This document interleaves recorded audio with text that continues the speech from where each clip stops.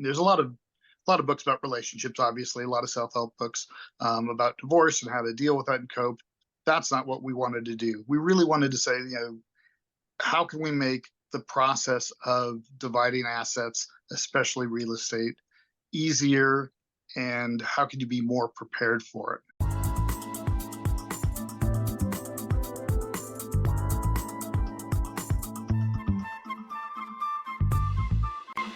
Hey everyone, welcome back to another episode of the Book More Show. It's Stuart Bell here, and today got a special episode, got two guests. So we're joined by Brent Hilvitz, apologies if I butchered that name, and Vincent Reece. Guys, how you doing?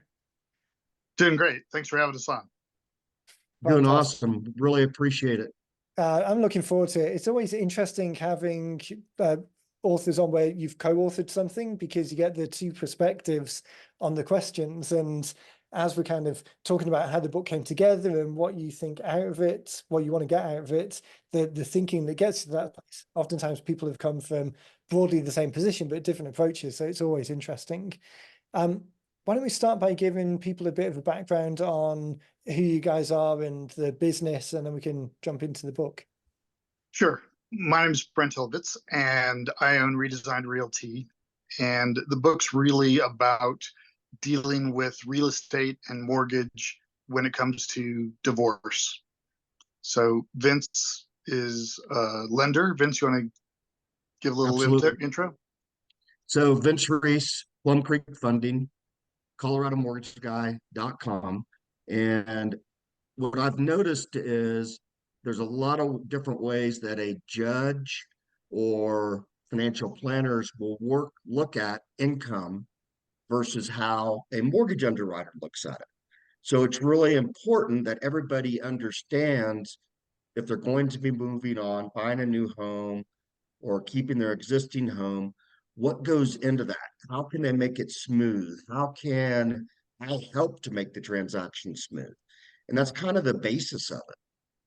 And this is such a fantastic jumping off point, because you guys obviously know each other, you've got a relationship, but two different organizations, but this synergy of bringing your expertise together in a way that really helps people. I mean, we often talk about pick the single target market, talk to the people that you can really help, treat it like a funnel, and educate and motivate people to move forward to the next step. But the book is called, or the working title at the moment is called Untying the Knots, which again, when we think about a title that kind of really resonates and communicates what the book's about, that is a 10 out of 10 on a title. But this idea of picking the audience that you can help the most, was this particular audience the first one that sprang to mind, or did you guys work together to come up with, okay, of the whole group of people that we could help, what made you choose this particular divorcees as the group to work with? I chose it because there's so many people that don't understand how real estate ties in and how to separate that. And so that's why I wanted to really focus on it, is to help people understand that, Right. because they do have options. They don't necessarily have to just sell the marital property. They might be able to refinance it. And there's different guidelines that they qualify for during our divorce. And then buying a new home. Oh, sorry. I was just going to interrupt for 2 seconds. I was going to say, I think one of the things when it comes to why we chose that target market, one, it was just a market that, we kind of sat down and said, what's a market where people are going to be moving no matter what the real estate market's doing? Right. And we came up with a couple of things, and one of those was divorce. And it was like, well, people get divorced, doesn't matter what the market's doing. It's not usually one of those choice things. And so we kind of came up with divorce as being a niche that made sense for us. Both of us have worked with multiple clients who've gone through divorce. So we've seen some of those experiences that people have gone through.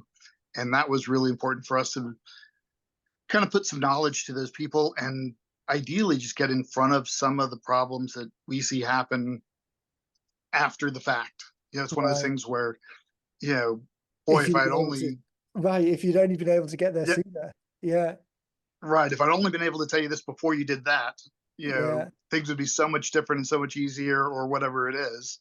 So that's really, I think, where it came from, was trying to find a really specific niche market that wasn't market dependent, wasn't dependent on what's happening with the housing market.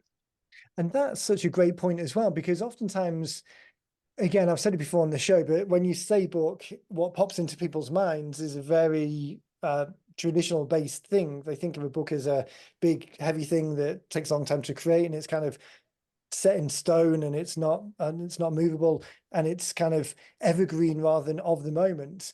But when you think about, as a realtor, as a mortgage broker, we're recording this in the middle of 2024, so I mean there's some challenges to the market, but when you could do anything, to have thought about it enough to pick, okay, well, what is the thing that is least affected, an area of business that has to occur anyway. I really like this as a project because it kind of ticks that box. Not only is it offering the value and starting the conversation by giving something and sharing something that really makes a difference, but in terms of the outcome and the business impact of it, you could have delivered that same value to multiple different groups, but this is the one that you're doing today. It just really solves a lot of problems for on both sides of the equation, for you and for them. Yeah, and I think for us, especially when it comes to marketing, so much easier for us to be able to market to a specific group. Right. It's you can't be everything to everybody, and Vince and I don't want to be that. We have certain areas of expertise. We certainly do other things other than divorce, but being able to say, here, this is something specific. And Dean Jackson talks a lot about raising your hand. Right. This is something where you can get people to raise their hand and say, hey, I'm in this situation, or I'm thinking about being in this situation, or we're going through this process. And there's not a lot out there right now that that we find that is really useful to people when it comes to this part of it. And there's a lot of books about relationships, obviously, a lot of self-help books about divorce and how to deal with that and cope. That's not what we wanted to do. We really wanted to say, how can we make the process of dividing assets, especially real estate, easier, and how can you be more prepared for it? Actually, that's a great point as well. So when you look at the content in the book and all of the possible things that you could include, obviously the scope goes very broad and very, very niche at the same time, depending on each person's individual circumstances. But the advice that you would give someone today, is the market such that it's broadly the same as 5 years ago, or the advice that you would have given 5 years ago, has it changed now? So this is more of a timely thing as well as useful. It's actually timely, or is it more evergreen, that the fundamentals are still the same and then it becomes very case by case? Well, I think the fundamentals of real estate are kind of always the same. It's markets change, things are either easier to sell or more difficult to sell. But when it comes down to divorce, a lot of that is it's the same questions that they've had for 10 years, 20 years, whatever it is. It's, well, how do I know that I'm getting a fair deal? How do I know that I'm going to be able to buy another home? Those are things that are kind of perennial. We do deal with a lot of kind of what's happening now, but it is it's really focusing on the questions that need answering, no matter what the period is. Vince, what about on the lending side? So as kind of lending criteria changes or rates change, and the amount of income that people need to have, that changes over time. Is that a similar situation to Brent, in that the fundamentals are really the same? It's just the specific numbers might change, or does that change more dramatically as the market forces change? It really changes people's approach. This has been the biggest thing that I've seen. Rates increased so drastically over the last 18 months, 2 years. Okay. So a lot of people don't believe now that they can afford to buy another house, or they won't qualify to refinance the house. And so some people are keeping that property as a joint asset until rates do come down. So that's one shift that I've seen is some couples are deciding to hold on to that property and let one or the other live in the property until the rates adjust. Now, my belief has always been the quicker you can untie the knot, then the quicker you can move on with your life. Right. So there's some tax benefits, and I'm not a tax accountant, but there's some tax benefits that people can enjoy with the higher interest rates. And it's making sure that people understand that as well. But the interest rates probably are the biggest change that have happened. The programs are all pretty much the same: job, credit, income, Right. and that's And those three things are always going to be a piece. that's an I'd interesting say take. let me add, Yeah, go for it, Brent. let me add to that. One thing I would say is on top of rates increasing, home values have increased incredibly over the last 4 or 5 years. Right. And so that's something, again, it's not anything that the nuts and bolts have changed on how things are handled, but now it's not, maybe, before it was a little bit, or, it wasn't a big deal. But if you've been in your home for 4 or 5 years or more, you're talking about a chunk of money that that you've got to divide and that you've got to talk about. So it is a little bit And I think elevated. and that, in terms of the point that you made about the quicker you settle these things, the cleaner it is, depending on how contentious the divorce is in the moment, at least everyone's at the table trying to deal with it.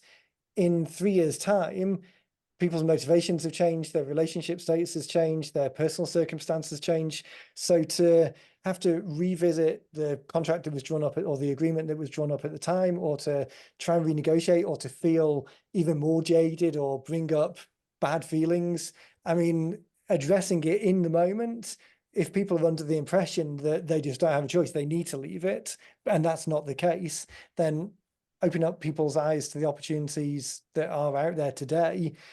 Psychologically, I mean, that seems like that would be a huge win to untie that knot, but put a bow around this one and be able to move on cleanly. Yeah. So here's an example. Longtime client that I've been with, or has been with me, and recently divorced. And she honestly thought that she could not afford to buy out the ex-husband. Ran the numbers, and we ended up being able to give the ex-husband 80,000 in cash to split the equity. And she still has the beauty of being a homeowner, but she didn't think she would qualify. And Right. that's really, everybody's got to take a look at it. And that's the message I want to deliver is don't just throw your hands in the air. Don't give up. There are always solutions. And I think that was what makes the book such a great opportunity to start that conversation, because as people are trying to navigate for themselves what the right answers might be, there's almost the problem of too much information out there. If you start searching around, you can get answers that either reinforce whatever viewpoint you already have or contradict whatever viewpoint you already have, or there's such a dearth of information that you kind of just throw your hands up and bury your head in the sand and don't go forward. So I think this is the benefit of both yours and everyone's book who we work with. It's the having a guiding hand to say, hey, this might not be the right answer for you, but at least this is a jumping off point for the questions and we can have a conversation around it. Is that, do you typically find that's what happens as people come and talk to you guys? There's a, I don't know if an eye-opening moment is quite the way of thinking about it, but there's an opening up of the opportunities, or is it that people historically only get to your door when they've already made that decision, or they're already part way down the track? If that makes sense. Kind of how early do people come to you? Is it still at the investigation stage, or are they already kind of bought into the idea that they do have options? So it's mixed. For me, it's mixed. I have people that come in and they're pondering the idea, then we'll go over some of the different options that they'll have. And sometimes I get people that the divorce is already final and I wasn't involved at all with it. So it's a good mix. I prefer to be involved initially so I can help navigate that. Yeah. Yeah, Brent, like you were saying before, it's almost like, oh, I wish we'd have had this conversation a couple of months ago, because then we would have had options. Once the train's on the track and gets so far down, it's difficult to kind of reverse decisions that have already been made. Yeah, I think that, that's, one of the keys is there's so many, so many avenues that you can go down. At least if you start off with, here's some of the, here's a map, basically. And if, it's always difficult when you're in the middle of a divorce or you're contemplating divorce, maybe you don't have the best communication, but for both spouses to be able to say, okay, I at least understand what's available out there and Right. what's important. I'm not trying to, I'm not trying to ruin somebody's life for the most part. Every once in a while, yes, but Special it's one of those cases. things where, yeah, we want to, we want to untie the knot. We want to separate. And how can we do it the best way so that it works out? I The guess worst as thing well. is to be tied to somebody because of financial. Right. Yeah, unnecessarily, particularly if there are options. I guess Yeah. timing as well is proactively addressing it as early as possible means that you've got more time to make less pressured, more informed decisions. Whereas leaving something to the last minute where you're forced into a time box where you have to make a decision, that surely has to be the worst outcome, because you just don't have the benefit of either taking a breath for a moment and thinking about it, or looking around for something that's better.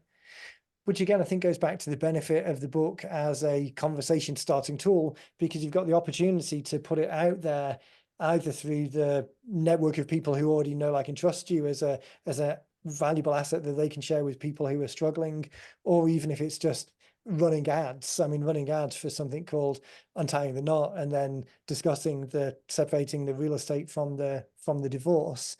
If you're in that situation, it's kind of like the horse for sale type analogy. If you're looking to buy a horse for sale sign is the thing that you're looking for. And this again has that kind of flagging nature to the title. Yeah, Stuart, this is kind of another way to look at it. Would you rather buy a car when yours is broken down or before it's broken down? Would Right, you rather buy a house 30 days before your lease expires or start looking at 6 months to a year in advance? right. It's the same thing to me. And we try to make it simple. Brent and I both try to make it simple. We want to take some of that pressure off because there's so much pressure already. Right. So if Brent and I can help alleviate some of that, that's what we want to do. Yeah. Yeah. And that And I goes think that back. information is important when it comes to alleviating that kind of pressure. A lot of it is just knowing that there's answers out there and knowing that there are experts who understand your situation when you're going through a divorce makes it at least a little bit of little bit of the pressure is off of you. Yeah. I think I was going to say something similar in terms of the content and the value that's been provided in answering. Every situation is unique, like we were saying before. And I think a lot of people who are thinking about writing a book get hung up because typically we've been in the business for a number of years, and because the 101 level stuff just ticks by, we don't have to get involved in it because it's just part of the process. So we're all dealing with the fires and the edge cases, and it's easy to get too caught up in that and think, okay, if I want to write a book, well, there's a million edge cases, so it would either need to be this big or I couldn't possibly cover everything, which is really missing the point. The people who you're engaging at the top of the funnel, at the first point of contact, they're still at the 101 level of information gathering and trying to understand the landscape. So that map that you talked about before, the kind of showing people what the world of opportunities or possibilities is, and then just starting them down the conversation to those different paths, that's really where the value is added in this project. And then the firefighting and the unique and everything that you do as a one-on-one, that's further down the track. That's 2 or 3 points along the railway line. Yeah, I think that you're absolutely right. I mean, if we were to write a book about everything, all the possible outcomes, we'd have, a set of encyclopedias, to cover all the subjects. Right. So, And that's it's not, not about that. It's about, sorry, go ahead. I was just going to say, and that's not what people want. When we think about the job of work, it's solving their problems for them. And the reality is solving their problems for them isn't an education-based issue for the most part. That's going to start the conversation and it might help them take the next step. But really, whether you're an accountant or real estate or mortgage or a vet or a florist, or no matter what the business is, it really ultimately comes down to their solution to the problem is they need you. The education piece is just providing that value, reinforcing that they're in the right place, building a rapport with people, being as helpful as possible so that when the time is right for them and they need to raise their hand to take that step, you're the incumbent, the obvious choice because you've started that relationship 6 months ago. Yeah, I have a friend who, if you ask him the time, he likes to tell you how the watch was invented and every detail of the watch. And that's not really important. What I really want to know is just tell me the time, get me the information that I need without all of the minutia and explanation and things. That, yes, it's a complex subject. Of course it is. Right. But I'm as a consumer, I'm not looking for, I don't want to know every detail of everything. I want to know, what are my options? Can you help me? And can you get me through this process? Yeah. And that's really what we're trying to do. We're not trying to be, again, the encyclopedia of everything that could possibly happen.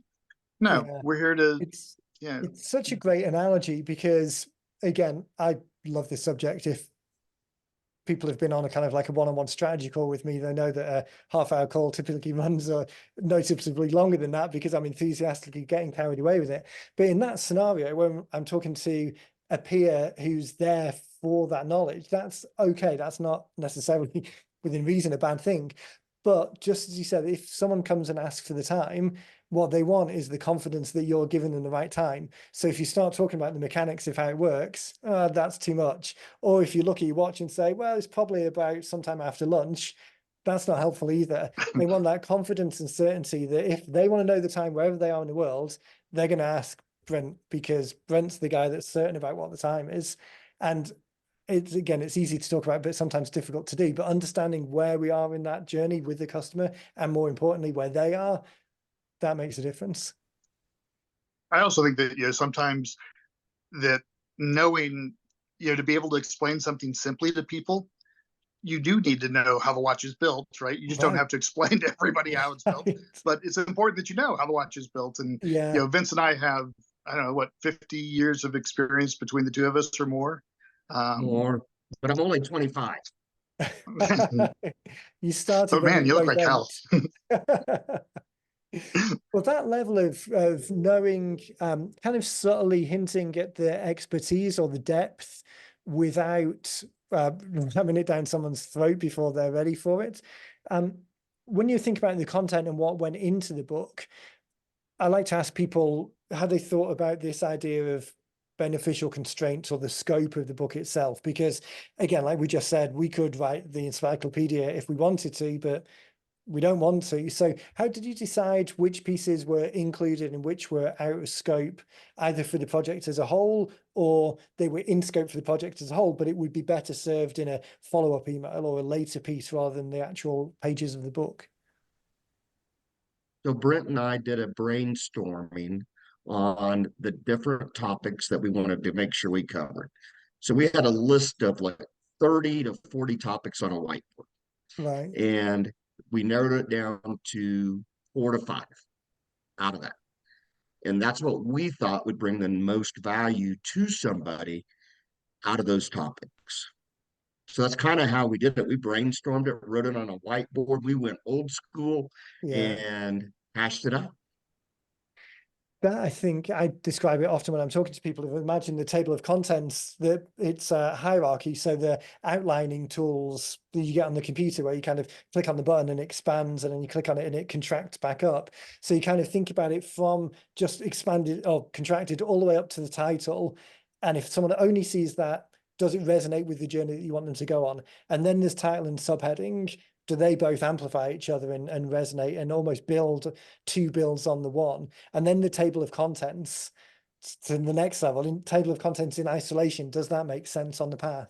And then the subheadings or the bold sections that you would have in the copy. So this kind of hierarchical view of, okay, if people just saw these points, this universe slowly expanding, is it all relevant? And then the words that actually end up on the page, that's almost the last part of the puzzle. And by the time you get down to the subheadings and making sure that all of that is congruent, the text that goes on the page is almost then just filling in the gaps in between each of the sections.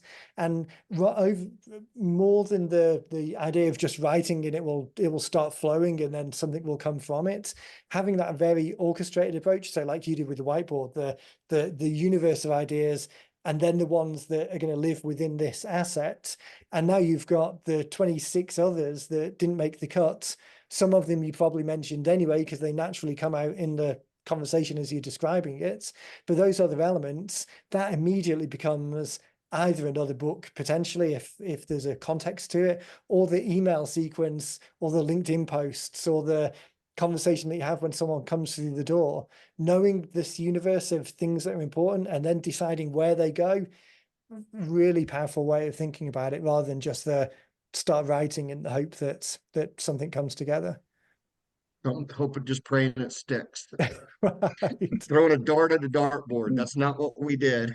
Right, exactly. And I think doing it in that outline view, the way that you did it, it's easier to comprehend as a task. So if you go into a room, it's like the old Seinfeld, the latest series of Seinfeld, where they get the TV show and they kind of sat there with a legal pad, and it's like the whole episode is right.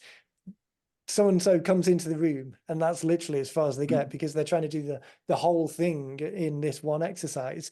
But if the exercise is, for the next 50 minutes, I'm going to put on the whiteboard every possible idea that I can think about, no judgment, even if they're stupid ideas, it goes down.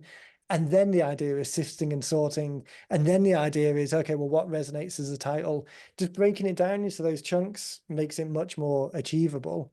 Was that your experience as well, kind of as you're bringing it together, that chunking it down, it made it more of a... I think that chunking it down really helped us kind of figure out where we wanted to go with it. One of the other things that we did once we kind of had a very, very rough draft is we ran it by a divorce attorney and said, what are we missing? You know, what is the stuff that, and all of a sudden it's like, oh, well, yeah, of course, you know, this would be super helpful if I knew this, you know, and she was able to tell us, you know, I wish that my clients knew this before they even called me. You know, if you could tell them this before they called me, that would make my life so much easier. Right. And everyone's life. And we went, oh, yeah. Yeah. That actually is such a fantastic idea. We often talk about this idea. We usually talk about it in the context of, okay, once the book is done, what's this world of kind of complementary, non-competing businesses where the clients, the commonality, but you can kind of support each other rather than compete against each other. So we're usually talking about that as a marketing tactic towards later in the process. But your idea of bringing someone in at the early stage to validate the idea, and not even validate the idea in a judgy way, but validate it in a, oh, you can also include this.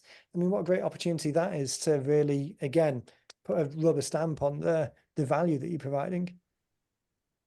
And not only that, we think that divorce attorneys are going to be part of our end client base, right? Because the divorce attorneys are going to refer their clients to us. So we wanted to have that perspective. Right. It's so funny, actually. We've got a project going on at the moment, which is we had a pilot group of people where we were using testing the ads primarily in LinkedIn, but Facebook as well to a certain degree. So testing ads for things like titles and chapters and motivations, so that rather than coming to the book with a good reckon of what it is based on your experience, kind of testing the language first, because there might be some semantics or nuance on one way of describing it versus the other. Anyway, one person in that project is a wealth manager type guy, works a lot with divorced women who are now in their 50s and suddenly realizing that they need to take control of these elements. And in part of that process, again, we were talking about divorce attorneys as this complementary, non-competing area. And I hadn't made the connection when you first said it, but one of the things we were talking about with Phil is reaching out to those people and either getting a sanity check on some of the elements. We actually didn't talk about it in terms of the overall thing, but just in some of the elements. But then also co-branding the book down the track. So once it's created, once you've got this asset created, it's easy for you to go back to that divorce attorney and say, hey, we'd love for you to put an intro into this chapter and then put your name on the front and then start using it, because it floats all of our boats in the sense of it spreads this message wider. So that idea of looking out to the people within your sphere and looking for those complementary people, so many great opportunities and so many better conversations come from it as well. It's a super Yeah, great. and I think that being able to have, an idea of not only the end user, but also who's going to fill your funnel Right. in mind when you start, thinking about, okay, here's what we want to do. Here's what I want to write about, whether it's, writing about real estate and divorce, or if you're writing about, I don't know, building a sports car, whatever it is, Right. Somewhere along the line, your end user is the guy that's going to buy the sports car, but the guy who works at the Ferrari dealership is, the guy who's going to hand it to him. Yeah. And if we can make that guy look smart and look like he's, has the connections, that's really important to us, right? We want them to be the hero for giving our book away. Yeah, such an important way of thinking about it, isn't it? Because you can imagine a scenario where you knocked on that person's door, even if you had a relationship, knocked on them and say, hey, we've just written a book, it's our thing, your clients absolutely need it, because otherwise they're going to get the short end of the stick. That's one way of doing it. And okay, you've got a relationship, so that might get some traction, but going out there and doing a podcast, creating some material with that divorce attorney, talking about why this is important, talking about the time frame of the overall divorce journey, the market changes that are happening now, the unexpected real estate boom of everyone thinks prices are high and that's a problem, but if you've been in your house for more than 5 years, it's actually an asset. What things people can do today to make a difference, anything that you can do to, as you say, elevate that person's perspective and position to their clients, the reflected light, or the fact that you're seen as a I don't even want to use the word credible, but supportive partner in this whole world as providing solutions to the clients, to the end users. It really does lift the whole. It's synergy in the perfect sense of the word. Yeah, and I think that it's important. In my business, I rely a lot on other professionals to do their job, and when we hire a photographer, we do professional photography for all of our listings. Right. We've got a fantastic photographer. I'm not a good photographer, right? That's not what I'm good at, but she makes me look incredible. Right. And that's what, when I think about it, it's like, I want to be that same thing for my client. How can I make you look incredible? Yeah. Actually, that's a great moving on point towards, okay, now that the book's coming towards completion, the ideas of how you're going to use it. So we talked about a couple of things in passing, but do you guys have any specific plans on using the book in either ads or with existing clients or with partners?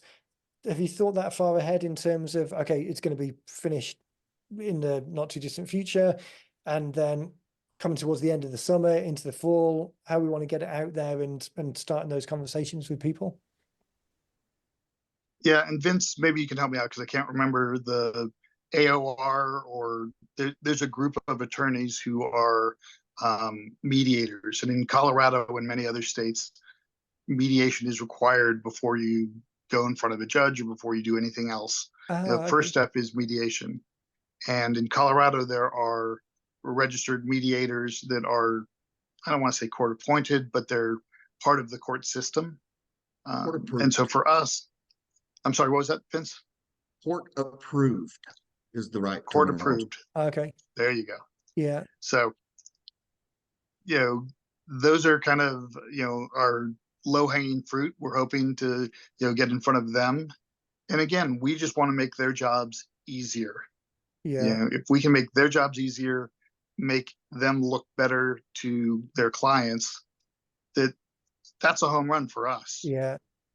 You could imagine a scenario where specifically that use case, if that group is big enough, you can imagine a scenario of writing a book that had a preface or an introduction specifically talking about mediation and the importance of a mediation, and how as part of the process, it's information gathering is a good way to go. And then that leads into one of the biggest decisions after what do we do with the kids is what do we do with the house?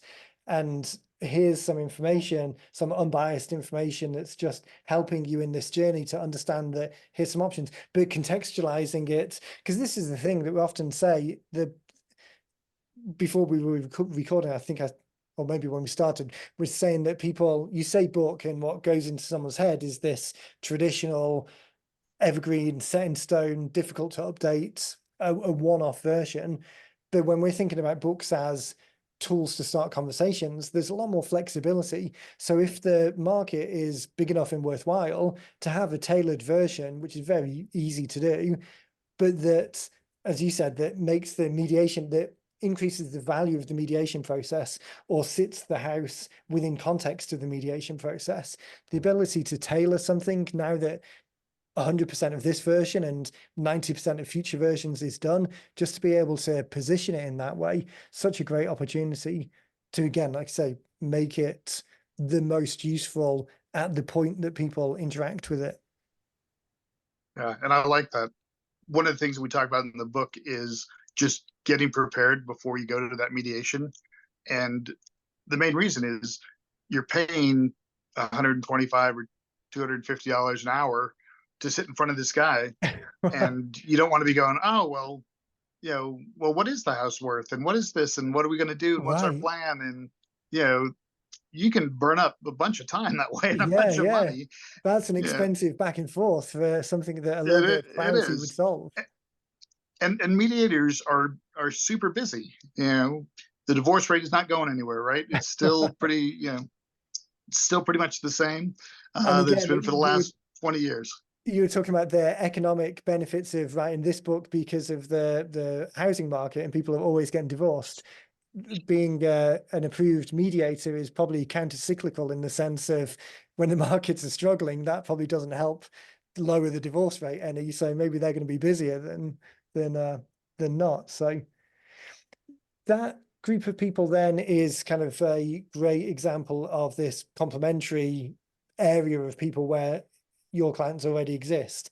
The ideas, the other two groups are either just the advertising, the top of the funnel marketing type stuff, and then existing clients and the kind of circle of influence of saying, hey, this book's available, it's a great resource. If you know anyone who's getting divorced, then just let us know and we can give you a copy to give to them. Even if it's on, I'm talking a little bit quiet like someone's hearing, even if it's on the down low at the moment, then this is a good resource for them. Maybe do just a blank cover version as the stealth version for referrers. We can have it wrapped in brown paper. Yeah, exactly. Yeah, It's not that kind of book. You can deliver it either with some Kleenex or one of those little bottles of whiskey, depending on what the person, how they're feeling. But yeah, those two groups, like the referrer group, the people who already know, like, and trust you, and then just the top of the funnel, like ads, basically. Any thoughts around those two channels? The two channels.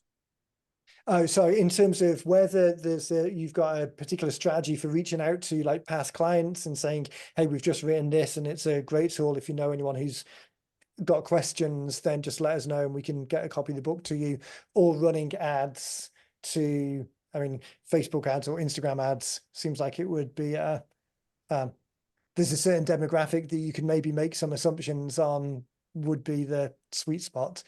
Not wanting to be judgy, but I'm sure that there's some, big data aggregators that know a couple's getting divorced before they even know they're getting divorced. I was on a call a couple of days ago and someone reminded me of the story of Target. I think it was Target got in trouble a couple of years ago because they were sending like baby type mailings to a house when the daughter hadn't told the parents that she was pregnant or something like that. So yeah, I'm sure exactly. So I'm sure there's a case that Big Brother knows some signs. I'm sure. We know.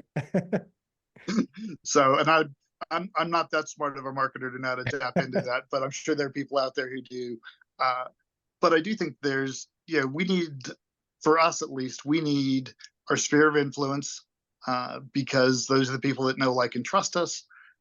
But we also need these referral sources, where you can get somebody who is, a main line into the client base that we're looking for. Right. And I think that doing a broad spread of advertising, the shotgun approach, yeah, I've never found that to be super effective. It's a pretty broad topic. Yeah. So I would think that if you did that, obviously, if you just put an ad out, 50% of the marriages end in divorce. So 50% of the people that see it somewhere down the line are going to get divorced if they're married now, Right. which is It's a kind of sad, depressing but but that's honest number. I Yeah. know. So Yeah, actually, it's one of those things where kind of get a copy of the book, then look to your left and look to the right, and that book's going to be useful for one of you. exactly. Yeah.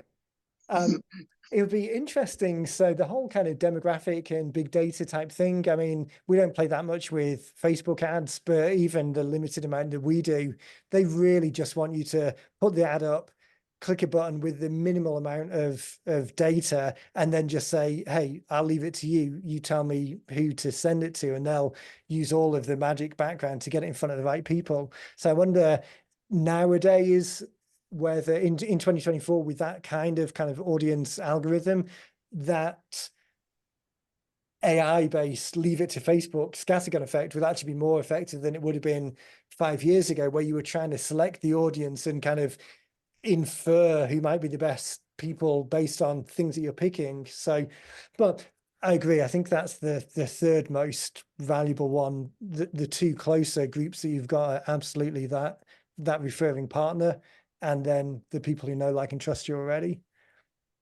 As a realtor, obviously, I think everyone has the impression, at least, that a lot of realtors' work comes from referrals, because it's you're so engaged with the people.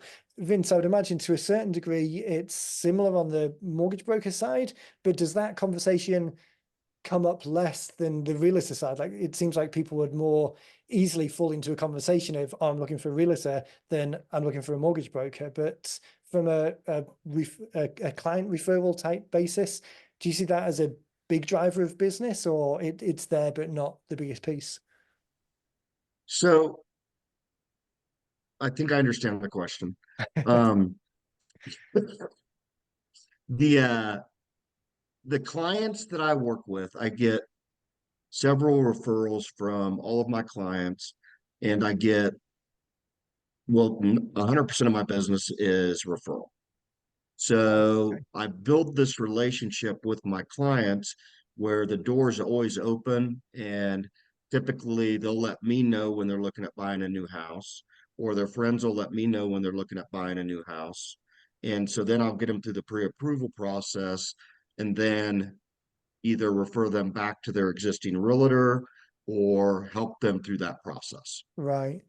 Did that Actually, answer that question? yeah, definitely. And the 100% of the business, or the majority of the business, coming from referrers, I guess that was the main point, in the sense that Yes. we work with quite a few realtors, so I kind of know that business a little bit better. But having you saying that the majority of business comes from a personal connection and not just people looking through the yellow pages, if that doesn't date us too Yeah. much. So here's the best way to put it. A lot of people in the mortgage industry rely on the real estate agents to give them business. Okay. Right. And I'm not trying to slam you, Brent, but that's most of the business for mortgage brokers comes from a real estate agent.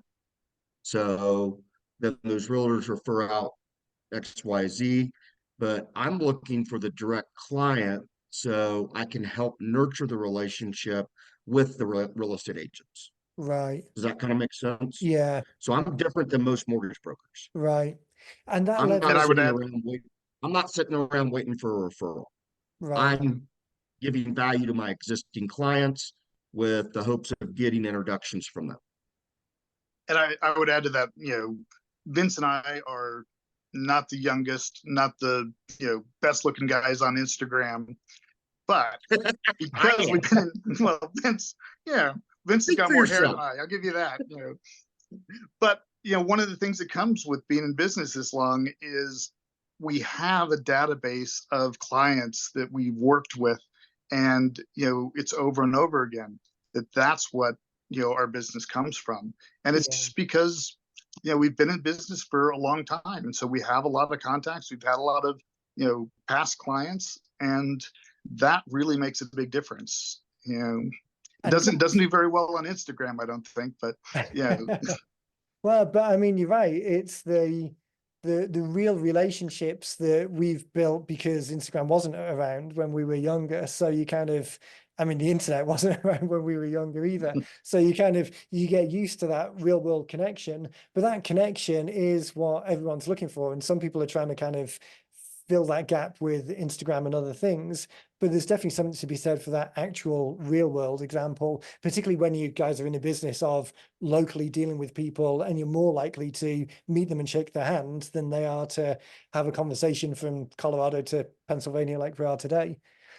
One of the real benefits that you've got with that audience and that list and that relationship, I mean, it's reaching out to them in such a personal way and saying, hey, we've just brought together this book because we've seen countless people struggle with this, and if we've only could have shared some knowledge with them a little bit earlier, it would have saved them a lot of pain. So we brought it together in this book, and we wanted to get this out to you first as someone who we've worked with in the past, and you know how we work. So here's a copy of it. Would love to get your feedback.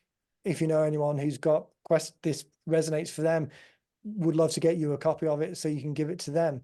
But kind of including that inner circle, just like you did with the divorce attorney, the next ring out now is including that inner circle of clients in the process, and really starting to make them feel like, or reinforcing the family type relationship that you've got. A good friend of mine had been on the podcast before, is an immigration attorney, and we always have the conversation that, obviously you can tell by my accent, I've been through the immigration process as well. And you really feel like, even more so than our realtor when we moved house 3 years ago, and the mortgage broker we used at the time, the immigration person is a family member. I mean, you can't describe how much emotional connection you have with that person, even though they're just doing their job. It's still so intrinsic to something that's holding up your entire life. Now, for most people who are in the US already, they fortunately don't have to deal with the immigration system, but you guys are that next level down. I mean, I'm guessing maybe, who else would it be? My wife's a kindergarten teacher. She has a very close relationship with her families. I guess if you're unfortunate enough to have a relationship with an oncologist, that's pretty emotionally charged. But you guys are there as helping people through divorce and moving house and remortgaging. They're real high stress things. So anyway. And I'd like to add one more thing to that, because if I have 100 clients that like and trust me, if I take 50% of those people, odds are they know somebody that's having marital problems. Right. So even 50% of that. So, like you said, it's important for us to get the word out to our sphere in a way to where we're not ruffling their pages, but look, this is what we would like to focus on, and this is how you can help me. Right. Yeah. And they might be like, I didn't even know you dealt with that. And Right. most of them would say that. I didn't know you dealt with that. And I Yeah. think it's also, we're not looking, when we talk to our sphere, it's not necessarily, hey, are you getting divorced, or, are you in the situation? No, but I know 50 people, right? Out of those 50 people, one of those people will pop into mind, like, oh yeah, I think that, Mary down the street, right? There's someone Yeah. in my neighborhood who seems to know everything that's going on with everybody. Right. So I think Yeah. that, that when you think about that, it's like, no, it's not about, I'm not talking to you directly. I'm just saying, if you think about the 50 people that who's the most likely to need this kind of information? Yeah. And Who positioning would it in a way appreciate that, this book? right, exactly, there's something in it for them that is hopefully going to be really helpful. And even if they never, I mean, the ideal scenario is that they get the book, it kind of unlocks something for them in their head, they start talking more openly with their family member, and then they never get divorced, or they put it off Yeah. for 5 years. I mean, in the whole world of karma, that would be a great outcome. And then you know that you've delivered value and the next person isn't going to have that outcome. So you're already the kind of the go-to helpful people in the space. Yeah. I think I need to stop lying to people when we start recording these podcasts and telling them, hey, we'll probably talk for half an hour or so, because I just I got was sight going of to the say, clock. this isn't a half an hour. Right. But I mean, this It's is going to the be thing. edited down. Right. Yeah. This is the thing. I mean, when we're using books as a jumping off point, as a marketing tool, but the conversation is really not about the book. It's about the getting in front of people who you can help, and some of the people who you can help will turn into clients. But really, it's about adding value back into that world. And there's lots of elements of the conversation that come through, and that's the reason for doing the podcast. Hopefully, these calls get people thinking about ways that they can help in their sphere and their group of people and their discipline to I was going to say make the world a better place, but that seems a bit grandiose. Let's make a little section of the world a better place, at least. I think Zig Ziglar once said that if you help enough people get what they want, you'll get what you want. Right, You know, exactly. and so if we just focus on how can I help somebody get what they want, Yeah, you know, it's not, you know, if I help enough people, I'll get everything that I'll ever want or need. yeah, yeah. And have a much better experience going through life on the path as well. Oh, absolutely. Absolutely. I want to make sure that people can follow along with what you guys are doing and see the book and obviously if they're in Colorado, reach out to you guys. So what's a good website? In fact, actually we had this before we jumped on the call. So I'm going to tell you what a good website is, and it's re-divorce.com. So RE for real estate divorce.com. Yes. I'll make sure that there's links to it in the show notes. So as people are listening on a podcast player or on the website, they can just click below.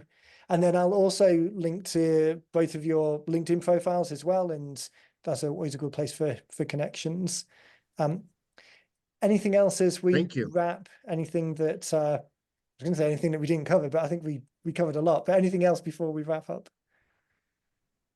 No, I really think that, you know, for us, it's just been, and it's been a blast. I would tell you that too. You know, Vince and I work together really well, but writing this book has just been, we've had a blast kind of putting it together, figuring things out. And, you know, we bounce ideas off each other. It's been fun, and that's not at all what I expected this to be. Right. I thought this was going to be torture. A slog. It's always nice when you Well, get a yeah, pleasant surprise. yeah. Well, yeah, dealing with Vince is torture enough as it is, but yeah, it was a good torture. And this is like that rapport, the opportunities that we've all got to kind of do a project with someone who's a friend, and there's an excuse, a work excuse to kind of have a chat and do something that's fun. I mean, again, that makes the day goes quicker. It does, because I guarantee you this, if Brent hadn't followed up with me once, twice a day, it's like, oh, I'm getting to that. Oh, I'm getting to that. Right. And vice versa. It's like, we did have fun with it. It was a lot of fun. It's a serious topic, but we still had fun coming up with the information and the data. Right. And I think that's a takeaway that hopefully people will get as they listen to more and more of these, is because you guys are talking about the project is fun and an opportunity to collaborate with people who you might not have had a conversation in that way. Someone else a couple of weeks ago was saying that as they were going through the process, because they were forced to sit down and think about it in a little bit more of an orchestrated way, then they thought about other business elements that the conversation would have just never popped up. Nothing to do directly with the book, but it was just a way of thinking and framing things that they hadn't thought about before. So yeah, there's definitely a lot of benefits of going through the process. Guys, again, just thanks for your time. I think this opportunity to share your journey and your story with other people will hopefully get their wheels spinning a little bit and think about it. And I'm really interested to see, as the book gets towards completion, and what you guys do with it and the stories that you start getting back. It'd be really great to circle back in a few months and talk about what's become of it and the stories that you've got after it's out there in the world. So thank you, everyone. Thanks for listening. And we'll catch you all in the next one.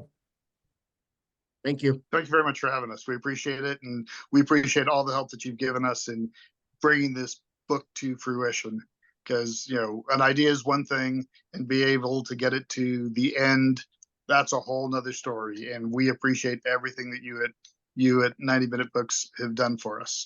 Well, I appreciate it. It's always nice to hear, and the more we can do to help people facilitate and get their ideas out there, the better. So yeah, it's been great all around. Thanks, guys. Appreciate it. We will catch you all later. Sounds good. Thank you.